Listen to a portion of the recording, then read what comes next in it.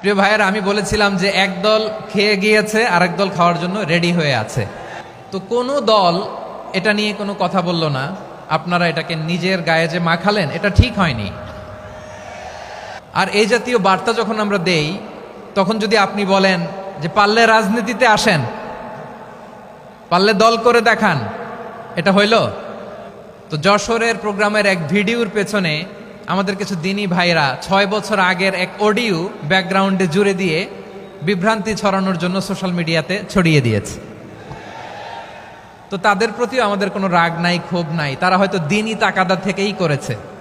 বিশাল মাঠ, আমি তো বাংলাদেশের অলমোস্ট অধিকাংশ জেলায় গিয়েছি। এই এমসি কলেজের ময়দানের মতো মাঠ আমার চোখে আর পড়ে নাই বাংলাদেশ। কোরআনের ছাত্র হয়ে কোরআন থেকে যা বুঝেছি, এই কথাগুলো যখন দেশ থেকে দেশান্তরে যেখানেই যাই শোনাবার জন্য লক্ষ লক্ষ দিনী ভাইরা সেখানে উপস্থিত হয়। আমি তাদেরকেও ভালোবাসি, কারণ আমার স্লোগান হচ্ছে, হেরে যাবে ওদের হিংসা, ষড়যন্ত্র, জিতে যাবে আমাদের ভালোবাসা।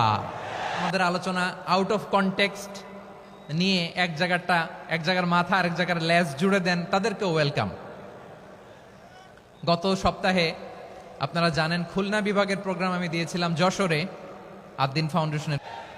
তো তাদের প্রতিও আমাদের কোনো রাগ নাই, ক্ষোভ নাই। তারা হয়তো দিনই তাকাদা থেকেই করেছে, কিন্তু তারা হয়তো বুঝতে পারে নাই এই যে রিসেন্ট আলোচনার ভিডিওর পেছনে 6 বছর আগের অডিও জুড়ে দেওয়া, এটাকে বাংলায় বলে প্রতারণা। কি বলে? প্রতারণা, ধোঁকাবাজি। বলেন, মান গশানা ফালাইসা মিন্না, the person who deceives us he is not among us. যে আমাদেরকে ধোঁকা দেয় সে আমাদের অন্তর্ভুক্ত নয়। তো বিশ্বনবীর এই হাদিস তারা মনে রাখে না। তো এই জন্য শুধু বিশ্বনবীর প্রতি সাল্লাল্লাহু আলাইহি ওয়াসাল্লামের প্রতি সেরেফ ভালোবাসা আপনাকে বাঁচাতে পারবে না যদি বিশ্বনবীর আদর্শ আপনি গ্রহণ না করেন। তার জলজান্ত প্রমাণ, আবু তালেব বিশ্বনবীকে অনেক ভালোবেসেছেন আলাইহিস সালাতু ওয়াসসালাম। পলিটিক্যাল শেল্টার, ফিনান্সিয়াল শেল্টার, সব ধরনের শেল্টার তিনি দিয়েছেন, কিন্তু বিশ্বনবীর আদর্শ মানেন নাই। মুক্তি মিলবে? হ্যাঁ, আওয়াজ করে বলেন, আবু তালেবের কি মুক্তি মিলবে? তাহলে সেরেফ ভালোবাসা আপনাকে বাঁচাতে পারবে। ভালোবাসার পাশাপাশি বিশ্বনবীর আদর্শকে মেনে নেওয়ার দরকার আছে না নাই? তো যারা এই সমস্ত কাজ করেন আমাদের ভাইয়েরা, তাদের জন্য আল্লাহ তাআলার কাছে আমরা হেদায়েতের দোয়া করি। আবার আমি দেখেছি আমার গত সপ্তাহের যশোরের আলোচনার একটা লাইনকে কেন্দ্র করে আমাদের অনেক রাজনীতিবিদ বন্ধুরা অনেক ক্ষুব্ধ প্রতিক্রিয়া দেখাচ্ছেন। ওই কথাকে নিজেদের গায়ে টেনে, নিজেদের গায়ে মেখে ওনারা ক্ষুব্ধ হয়েছেন। প্রিয় ভাইয়েরা, আমি বলেছিলাম যে এক দল খেয়ে গিয়েছে আর এক দল খাওয়ার জন্য রেডি হয়ে আছে। তো এখানে কি আমি কোনো দলের নাম বলেছি? বাংলাদেশে 48টা প্রায় নিবন্ধিত রাজনৈতিক দল, কোনো দলের নাম আমি বলিনি। কথাটাকে আমি জেনারেল রেখেছি। দায়ীদের বৈশিষ্ট্যই এটা, দায়ীরা জেনারেলি কথা বলে, যার যেই মেসেজ নেয়ার তারা সেখান থেকে নিয়ে নেয়।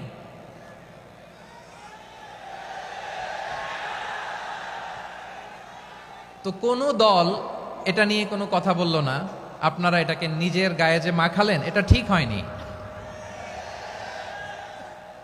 আমি বলবো যে এটা খুবই অনভিপ্রেত হয়েছে।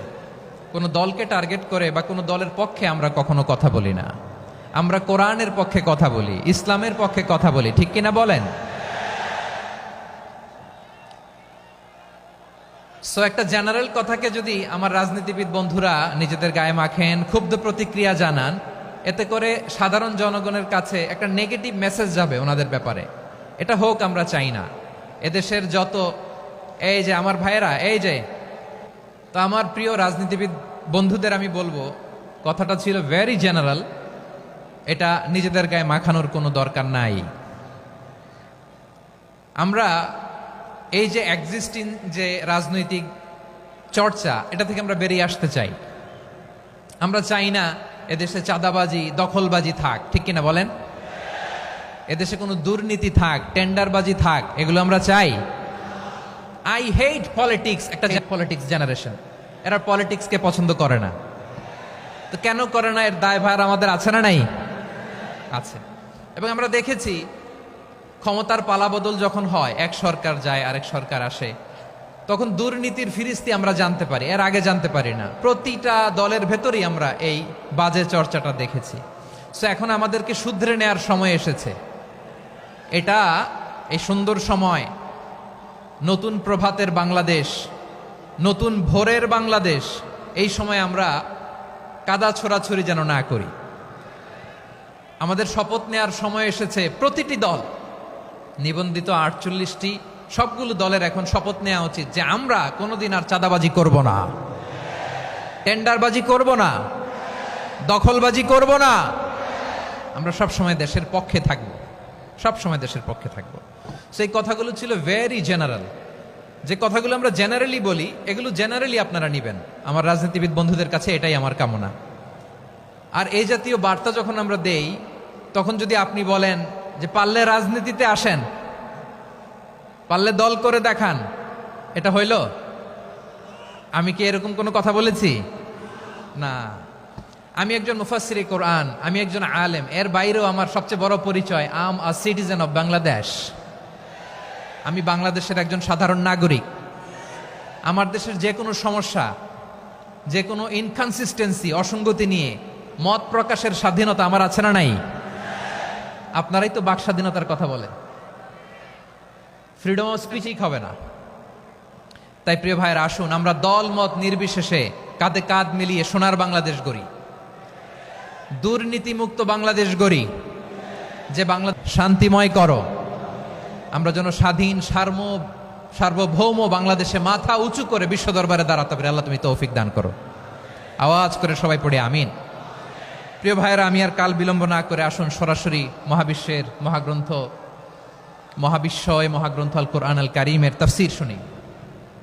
আমি আজকের এই চমৎকার রজনীতে আলোচনা করবার জন্য সূরাতুল আহজাবের 45-46 এ দুটি আয়াতকে চুজ করেছি। এ দুটি আয়াতের আলোকে কিছু কথা আপনাদের সাথে শেয়ার করব। আওয়াজ করে পড়ুন ইনশাআল্লাহ। তার আগে আসুন একটু দেখে নিই আপনারা কে কোথা থেকে এসেছেন। আপনারা সুনামগঞ্জ জেলা থেকে কারা কারা এসেছেন দেখি। সুনামগঞ্জ, মাশাআল্লাহ মাশাআল্লাহ মাশাআল্লাহ। ঠিক আছে, হাত নামাও। সুনামগঞ্জ গেল। হবিগঞ্জ, হবিগঞ্জ, ঠিক আছে, হাত নামাও। মৌলভীবাজার দেখি, মৌলভীবাজার, মাশাআল্লাহ, ঠিক আছে। এবার সিলেটের কারা কারা দেখি।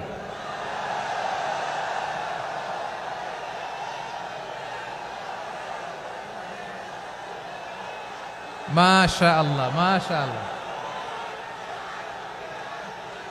বক্কা বক্কা, ঠিক আছে ঠিক আছে, মাশাআল্লাহ মাশাআল্লাহ, I like it, I love it, মাশাআল্লাহ। সুনামগঞ্জ, হবিগঞ্জ, মৌলভীবাজার, সিলেট। সিলেটের এই 4 জেলার বাইরে থেকে কারা কারা আসছেন দেখি। মাশাআল্লাহ। অন্যান্য অনেক জেলা থেকে আমার বাইরে এসেছে, মাশাআল্লাহ। আল্লাহ সবাইকে কবুল করুক। আজকের এই প্রোগ্রামকে, এই তাফসীরুল কোরআন মাহফিলকে আমাদের নাজাতের ওসিলা বানাক।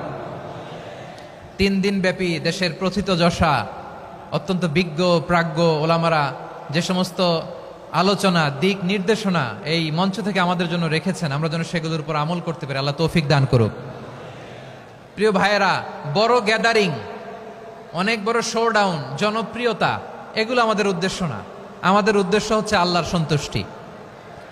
সিলেট, আওয়াজ করে বলো, আমাদের উদ্দেশ্য কার সন্তুষ্টি? আল্লাহর সন্তুষ্টি। ওইটা যদি পাই যথেষ্ট, আলহামদুলিল্লাহ আলহামদুলিল্লাহ। আসুন আমরা আমাদের নিয়তকে খালেস করে নেই। আমরা যা শুনবো আমলের নিয়তে শুনবো, নিজের জীবনকে পরিবর্তনের জন্য শুনবো, ঠিক কিনা বলেন? ইনশাআল্লাহ। আমি মেহেরবানি করে এই যে ডান দিকে আমার ভাইদেরকে অনুরোধ করব, আপনারা মেহেরবানি করে চুপ থাকবেন। অনেক এলইডি আছে, এলইডি, হ্যাঁ দেখেছি দেখেছি দেখেছি দেখেছি। কোনো এক্সকিউজ দেয়া যাবে না, এটা নাই ওইটা নাই, এরকম কোনো কথা হবে না। এলইডিতে আমরা দেখবো ইনশাআল্লাহ। প্রিয় ভাইরা, সূরাতুল আহজাবের 45 এবং 46 নম্বর আয়াত আমি তেলাওয়াত করেছি, যেখানে আল্লাহ তাআলা বিশ্বনবীর 5টি বৈশিষ্ট্যের কথা বলেছেন। কয়টি? সবাই বলুন আওয়াজ করে, কয়টি? 5টি বৈশিষ্ট্যের কথা আল্লাহ তাআলা এই আয়াত দুটিতে উল্লেখ করেছেন। বিশ্বনবী সাল্লাল্লাহু আলাইহি ইসলামের জীবনী, ওনার বায়োগ্রাফি নিয়ে কথা বলাটা দুষ্কর, কারণ এটার কোনো শেষ নাই, কুল নাই, কিনারা নাই, বিয়ন্ডলেস, বাউন্ডলেস, বটমলেস। সুবহানাল্লাহ বলেন। কারণ তিনি তো এমন নবী যিনি হ্যাঁ বললে এটা শরীয়তে হালাল হয়ে যায়। নবীর মুখ দিয়ে যদি বেরোয় হ্যাঁ, নাম, ইয়েস, তাহলে এটা হালাল, ঠিক কিনা বলেন? এ নবীর মুখ দিয়ে যদি না বের হয় যে না, নো, তাহলে এটা শরীয়তে হারাম হয়ে যায়।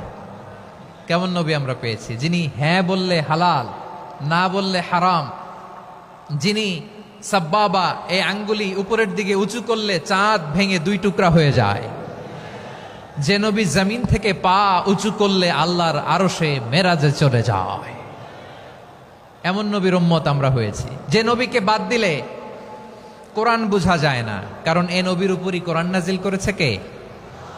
এ নবীকে বাদ দিলে হাদিস বোঝা যায় না, কারণ হাদিস তো এ নবীর মুখনিসৃত পবিত্র বাণী। সুবহানাল্লাহ পড়েন। এ নবীকে বাদ দিলে জান্নাত চিনা যায় না, কারণ জান্নাত তিনি চাক্ষুষ দেখে এসে আমাদেরকে মেরাজ শেষে বর্ণনা করে শুনিয়েছেন। এ নবীকে বাদ দিলে জাহান্নাম চেনা যায় না, এ নবীকে বাদ দিলে আমার রবকে চেনা যায় না, ঠিক কিনা বলেন? তো বিশ্বনবীর 5টি বৈশিষ্ট্যের কথা আল্লাহ তাআলা এ সূরাতে উল্লেখ করেছেন। আল্লাহ রাসূল সাল্লাল্লাহু আলাইহি ওয়াসাল্লাম যখন মক্কাতে দাওয়াত দিচ্ছিলেন, মক্কার কুরাইশরা